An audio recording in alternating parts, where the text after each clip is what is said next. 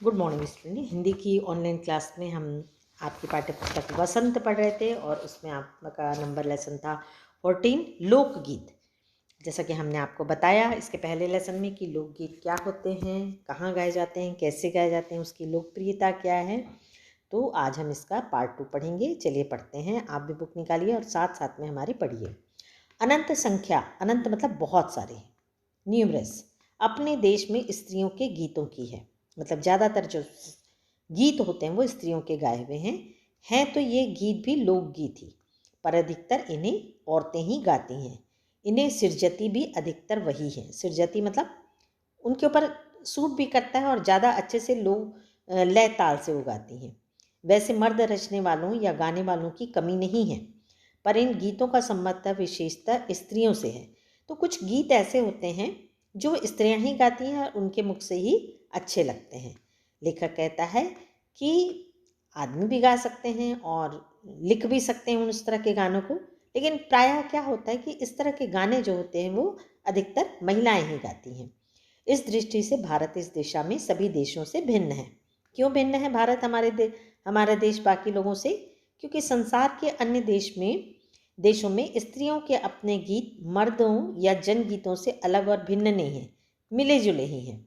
तो बाकी देशों में जो गीत होते हैं वो एक जैसे होते हैं और ऐसा नहीं है कि कोई मर्द या पुरुष या स्त्री ही गाए, और उनके लोकगीत अलग नहीं होते हैं, एक ही प्रकार के गीत होते हैं। लेकिन हमारे यहाँ जैसे जैसे हमने इसके पहले के क्लास में भी चर्चा किए थे कि आप जैसे जैसे आगे बढ़ोगे, देश के विभिन्न भागों में जाओगे, चाहे गुजरात जाओ, महाराष्ट्र जाओ, बंगाल जाओ, उड़ीसा जाओ, तो आपको बहुत अलग अलग तरह के भाषाओं में, रागों में और वाद्य यंत्रों में गाने सुनाई देंगे। और आपको भले ही वो भाषा समझ ना आए, लेकिन आपको सुनने में बड़ा ही मधुर लगेगा। तो ये जो भिन्नता है वो हमारे भारत में ही देखने मिलती है। त्योहारों पर नदियों में नहाते समय के, नहाने जाते हुए राह के, विवाह के, मटकोड़ ज्यवनार के, संबंधियों के लिए प्रेम युक्त गाली के, जन्म आदि सभी अवसरों के अलग अलग गीत हैं जो स्त्रियां गाती हैं। तो जैसा लेखक ने बोला कि कुछ गीत तो स्त्रियां ही गाती हैं।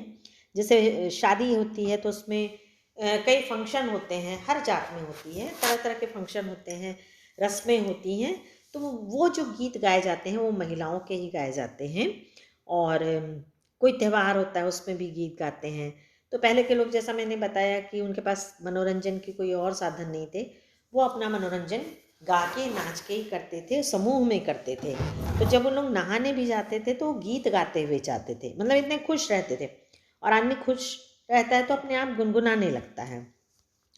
इन अवसरों पर कुछ आज से ही नहीं, बड़े प्राचीन काल से वे गाती रही हैं। तो ये आज का नहीं है, पुराने जमाने से ही महिलाएं इस तरह के गीत गा रही हैं।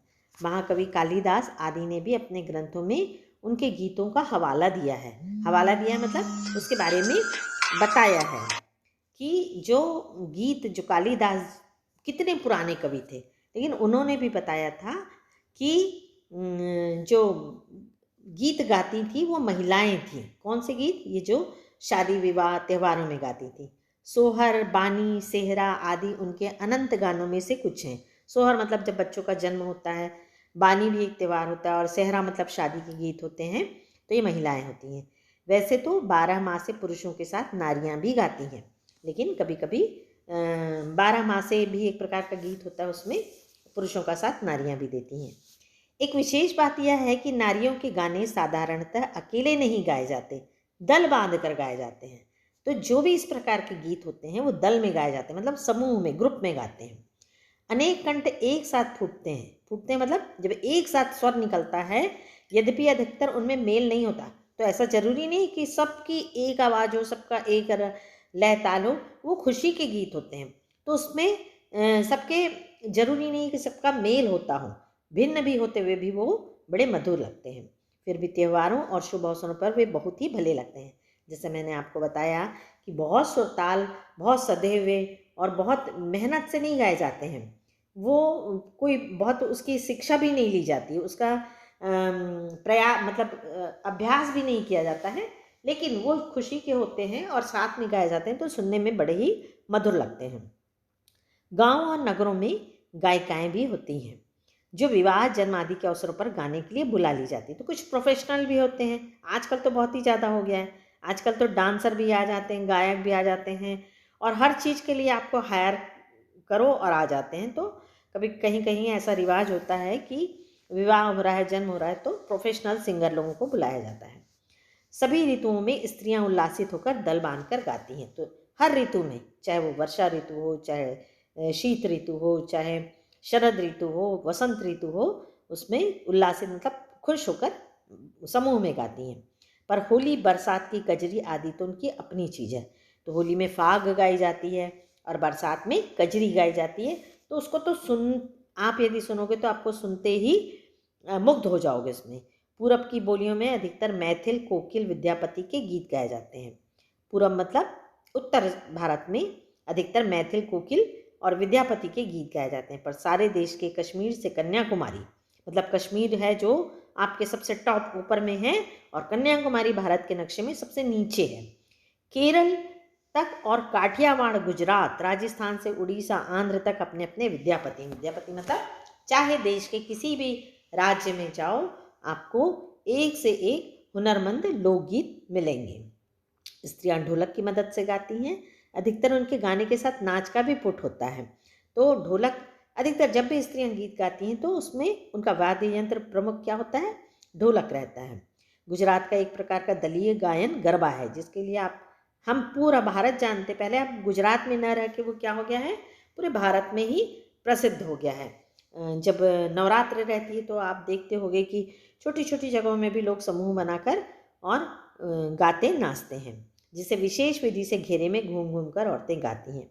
साथ ही लकड़ियाँ भी बजाती हैं। तो उसमें जो लकड़ी बोला जाता है उसको आपका गरबा में जो डांडिया बोला जाता है, उसको लकड़ियाँ ना बोल के यदि हम उसको डांडिया बोलें तो ज़्यादा सही लगेगा, जो बाजे का काम करती हैं। इसमें नाच गान साथ चलते हैं, तो गाना भी गाते हैं और नाचते भी हैं साथ साथ। वस्तुतः यह नाच ही है, सभी प्रांतों में लोकप्रिय हो चला है। जैसा मैंने आपको पहले बताया, वो गुजरात में ना हो कि क्या हुआ है, हर जगह बहुत प्रसिद्ध हो गया है। इसी प्रकार होली के अवसर पर ब्रज में रसिया चलता है, जिसे दल के लोग गाते हैं, स्त्रियां विशेष तौर पर। तो ब्रज जो है, मथुरा वृंदावन में होली का बहुत महत्व है और वहाँ पर होली का जो गीत होता है उसे रसिया कहते हैं।